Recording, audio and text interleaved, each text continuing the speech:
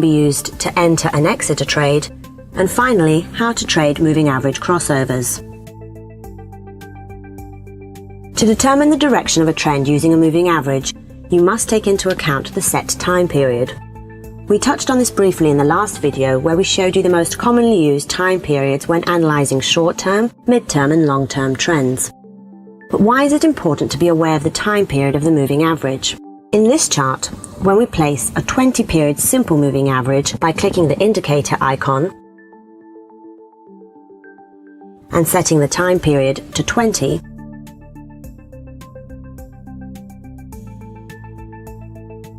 we can clearly see that it indicates an uptrend.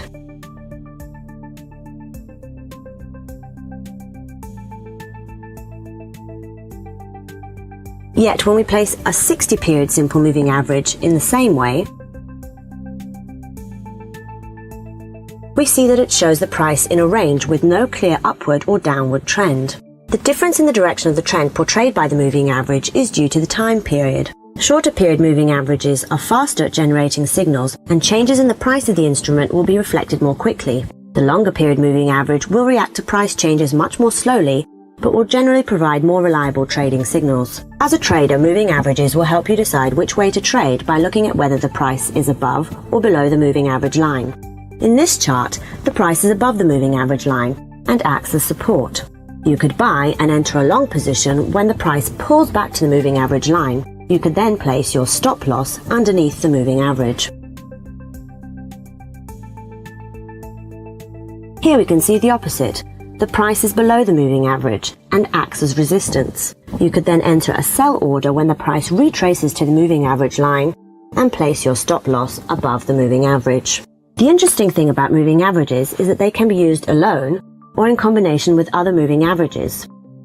So when you place two moving averages on one chart with different periods reflecting a short-term and a longer-term trend in price, you have the opportunity to trade moving average crossovers. They can be used to determine when a trend has changed direction. Let's show you what we mean. On a daily chart for the pound US dollar, we will now place a 10-period simple moving average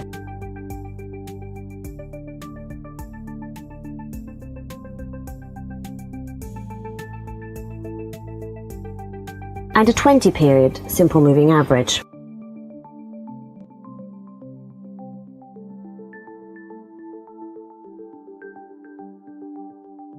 When a shorter period moving average crosses above a longer period moving average, it can signal that the trend is changing direction to the upside and it may be a good time to buy. When a shorter period moving average crosses below a longer period moving average, this is considered bearish, a signal that the trend may be changing towards the downside and it may be a good time to sell. No matter which two time periods you use, this principle will remain the same. To recap, a moving average is a lagging indicator that can help filter out the noise from random price movements to see the average value. It can help identify the trend direction, determine support and resistance levels, and can help confirm a trend reversal when looking at moving average crossovers. It is important to understand the differences between the types of moving averages and how to tailor the time period to best fit the trend being followed in order to gain the maximum benefit from this indicator.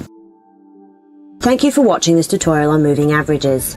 Don't forget to subscribe to our YouTube channel and visit our blog for additional information. If you have any questions about the strategy, please let us know in the comments section and we will get back to you. We wish you